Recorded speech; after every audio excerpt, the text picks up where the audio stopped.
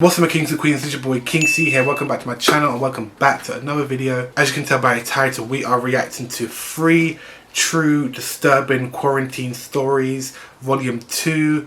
Obviously there's a volume 1, but I'm reacting to volume 2 first. Makes no sense, but yeah. I'm doing I've done like a couple, this is probably my 3rd horror reaction, but I do enjoy watching them. And I kind of feel at ease when I'm recording, so like, not at ease, but like, I don't know, it's like we're reacting to it together. So let's get into it. This is 3 true disturbing quarantine stories. Let's go.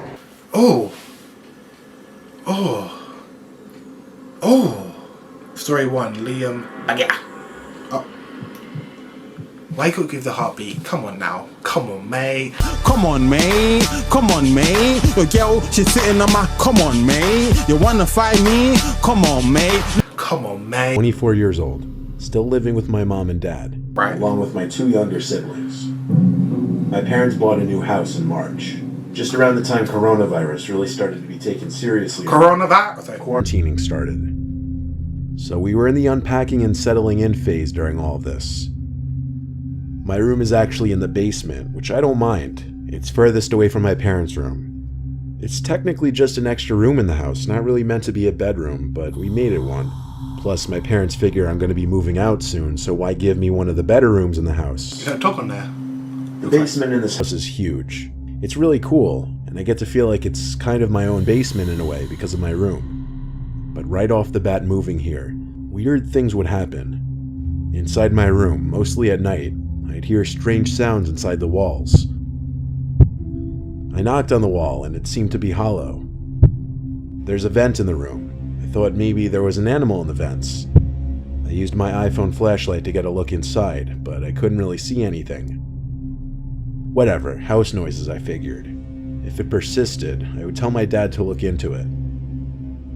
I set up my Xbox on the basement TV. In fact, I usually just chill in the basement instead of my room. I used the 50-inch TV my dad set up down there. One night on the first week in the house, I was playing Warzone on my Xbox when I heard this distinct sound come from the side of the basement where my room was. It was muffled by a wall, which led me to believe it came from my room. Right. I went to quickly check inside my room. They're bumping up a jump scare. I hurried back to my game so that I wouldn't die. But to best describe the noise I heard, it sounded like a heavy glass object being placed on a table or something. I figured it probably came from upstairs. Literally the next night, I woke to some weird muffled thumps. I couldn't tell if it was above my room or to the side of my room. I took my phone again and went to the air vents, but once again, even with the light, I couldn't see anything in there. I was starting to worry a small animal might be in the vents or living inside the walls. I brought it to my dad's attention, who told me to let him know if it persisted, and he told me to try to record the sounds if possible. So a few nights later, I woke up at 4 in the morning feeling extremely thirsty. My trusty bedside water bottle was empty that night, so I had to go upstairs to get a refill. On my way back downstairs from the kitchen after refilling the bottle, I stopped mid-staircase in the dark, thinking I heard something from the basement. "Andy?" I said very quietly, wondering if my brother was hiding down there. I whipped out my phone to use the flashlight again as I finished my descent down the stairs.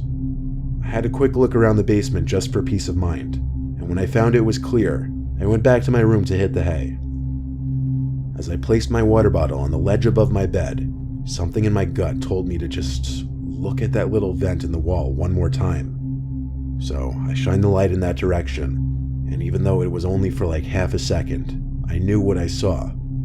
There was someone looking through the holes in the vent for just a brief moment. I saw their eyes clear as day, but they moved away just as the light revealed them. What did I do? You probably hope I ran to the vent to get a look inside and see who was in there. But no, instead I screamed like a girl as I ran all the way back upstairs, yelling for my dad like a child. My whole family came down the stairs to my room. I brought them to the vent in my room and shined the light in it again. Gone. My dad took a look, and of course there was no one in sight now. I'm not even lying when I say my mom and dad told me the cliche I was seeing things because I hadn't gotten enough sleep, and Oh, come on now.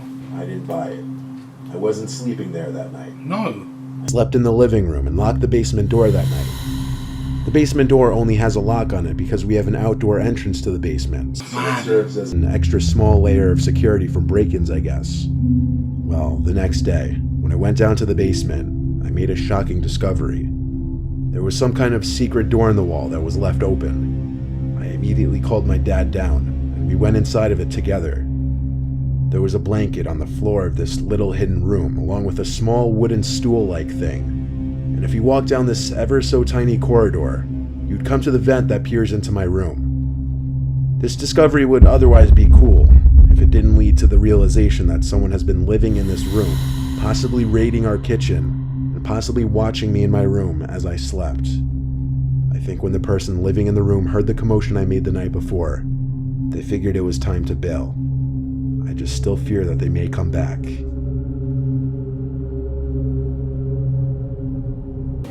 Why is it always these new houses that just... Did he sell the new house right? I can't remember. It's April 2020 as I write this, stuck in quarantine. I live in a duplex house. It's one story, but it's divided into two sections. Each side has 2 bedrooms and a kitchen, with each having its own front door. Inside the house, there's a door separating the 2 sections, and it's locked by the other side. The landlord, Jose, lives on the other side. Jose! He has the lock switch on his side of the door. Obviously, that's not exactly a situation I've been entirely comfortable with. So I took it upon myself to install some camera I bought on Amazon. It connects to my phone to alert me when motion is detected. Pre-ring. I aimed it right at that door. Camera, so you know. Did I ever expect to actually get any kind of notification from that app? I think I know which one he's talking about because I've seen that one as well. Movement on the camera. I freaked out. As you should. Opened the app and saw in the very laggy, low frame rate video that the door connecting the 2 sides of the house was open. I was literally sitting in my car in a parking lot, heart racing, waiting. A few minutes later, I saw Jose walking through the doorway, and a few seconds later, shutting the door behind him. I was supposed to go shopping, but instead I raced home to check my apartment, but as far as I could tell, nothing was touched. I didn't know whether to confront him or see if it persisted, but the curiosity just ate away at me that night. I knocked on his front door and told him about my camera, and that I knew he entered my apartment. He admitted it right away, but he had a reason. He said he smelt a burning smell that he thought was coming from my side of the house. Nice. And he knew I wasn't home, so he had to check if I left the oven on. Given that I couldn't find anything stolen, I had to just say, okay, thanks. I mean, realistically, it was a viable reason for him to come in. It was, but it's a lie. Still, that night while I was in bed, I wasn't happy about him just coming into my side of the house. I mean, that's against the law, isn't it? Given that we're both always home now makes the situation a little more tense. A few days I legit later, thought I saw something I was coming up out. really late on a Zoom call with my friends when I got that dreaded notification on my phone that there was Oh movement. my god, my spine just... Closed my laptop for like a second to go outside my room. All of my lights were off out there, obviously. It was like 3 a.m. I was in the living room, and I saw Jose. Jose? Standing in the corner. Oh my god. Something in his hand that I couldn't see. Oh my god. Clearly looking at me. I could only see him because the light from my bedroom came out to the living room. What reacting to these anymore? He started walking to me like a zombie. I told him to chill out as I backed away into my room. When I saw him still approaching me with this lifeless posture, I slammed the door shut and locked it. He started to pound on the door with some blunt object and tried the doorknob. Jose! I yelled at him to Calm stop down. before I called the police. And just like that, he stopped. And a few seconds later, I heard the door separating the apartment slam shut. I peeped into the outside, and he appeared to be gone. I got the police on the phone and had them come to the house. We got Jose to come to my side of the house. He claimed he didn't remember a thing, and as the 4 of us watched the footage on my phone of him entering my side of the apartment, he had this look of fear and remorse. That's when he claimed he has a sleepwalking problem that's gotten worse recently, and he's on a bunch of medications. The police asked me if I wanted to press charges. I looked at Jose and said no. However, as soon as the police left, I barricaded that door with my dresser and started looking for new apartments. I haven't seen Jose since, and I'm not staying here much longer. I don't think I believe his sleepwalking story. It truly seemed he was trying to hurt me that night. Sleep thingy is where you're literally... Oh, but isn't that where you can't move? So what's that all about? Quarantining and social distancing has had my friends and I going crazy. So to spice things up, we wanted to explore the abandoned farmhouse down the road. Oh no, there's gonna be a jump... My heart can't take it. Luke drove us. It was only a 10-minute drive. We pulled up this hilly road onto this enclosed property where this once occupied farm sits. Most people Abandoned farm? pass by this place at least once. I know you lying. Its abandonment. Breaking in was easy. We just broke a window on the ground level and hopped in through there. The place was so old we saw dust particles floating everywhere in the light beams from our flashlights. The most noteworthy things we noticed were the lack of furniture and extremely creaky floors. Even though the place was known to be abandoned, we still expected at least some things left behind. However, it seemed people had already looted the place out. The three of us branched off a bit to different sections of the house to explore, and within a minute, Kyle came tiptoeing back to us and whispered that he heard someone or something in another room. I whispered where, and he pointed. He refused to go over there, while Luke and I just quietly laughed, thinking he was either being a pussy or trying to freak us out. Not gonna lie, given the setting, that dark, quiet old farmhouse surrounded by woods in the dead of night, his claims did give me goosebumps. Luke and I still proceeded quietly to the room that he was pointing at. It was impossible not to make at least a little creaking on those terrible rotting wood floorboards. Then we discovered that the little room contained a two-way staircase, one going upstairs, another going to the basement. But when I approached the basement staircase, my goosebumps came back when I realized most, if not all, I'm not looking at the screen, by the way. And at this point, it was more so just a hole in the floor. Luke dared me to look down into the basement. I was going to, then I for sure heard a noise come from down there. It was this creaking sound that would repeat every couple seconds. I turned to Luke and whispered, "Do you hear that?" He nodded his head and whispered back to go look down there. I took a deep breath and said, "To hell with it, I'll do it." I crept to the disturbing-looking hole in the floor and shined my flashlight into the darkness below. At first I didn't see anything except a concrete floor in the basement and small piles of rotted wood. But then I got on my knees to get a deeper look in the basement. And that's when we heard, Hello? My hand just jerked to the right where I heard the voice, and I saw an old woman with long gray hair in a rocking chair. She was looking at me with this lifeless smile. It had this hint of malice to it. I fell backwards and dropped my flashlight. I yelled at the top of my lungs to run to my friends. Kyle already left the house and was waiting in the car. Luke and I then got to the car, and I was yelling at him the whole time to hurry up.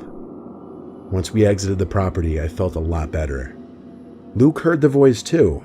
He didn't see what I saw though. It was bizarre. It was surreal. It was terrifying. It didn't make sense. Why was she down there? How did she get down there when all the stairs had collapsed? What else was down there? All these unanswered questions are made creepier when you remember that farm has been abandoned for years. Man, I think they saw a ghost. I think they saw a ghost because I remember back in that other story, the 3 New House stories or something, they said, oh my god, that thumbnail, turn away. I remember they saw like a, they saw, what am I trying to say, they saw a rocking chair and an old woman behind it, so I'm thinking it was abandoned. Not abandoned, sorry, haunted. But yeah, those were cool, those were really, oh my god, they weren't, okay, let me see. Alright, the first one, someone was living in events. The second one, oh my god, what happened to the second one now? I forgot now. What happened to, oh yeah, that paralysis one. And then this one. I think the farmhouse, well, obviously they're both freaky. It's just jump scared. Like, this one didn't have a jump scare, which I'm happy for, but I was just so on edge. Like, I need to see my reaction because I don't, the thing is, when I see something scary, I don't scream or jump. It's like, it's weird, it's subtle, but it's so, I can't explain it, but it's so subtle, but it scares the crap out of me. And that did, it was that jump scare. And the thing is, it's these stories, the thing is, these are more scary than because I watch there's an animated horror stories, and these are like just horror stories, and these are more scarier, but animated ones are so subtle, and I think I'm gonna stop reacting to these type ones because they literally they hurt my heart. But no, I hope you guys like that video. Well, yeah, story. But yeah, they're both equally scary. Like obviously, someone living in events in your house. That's bruh.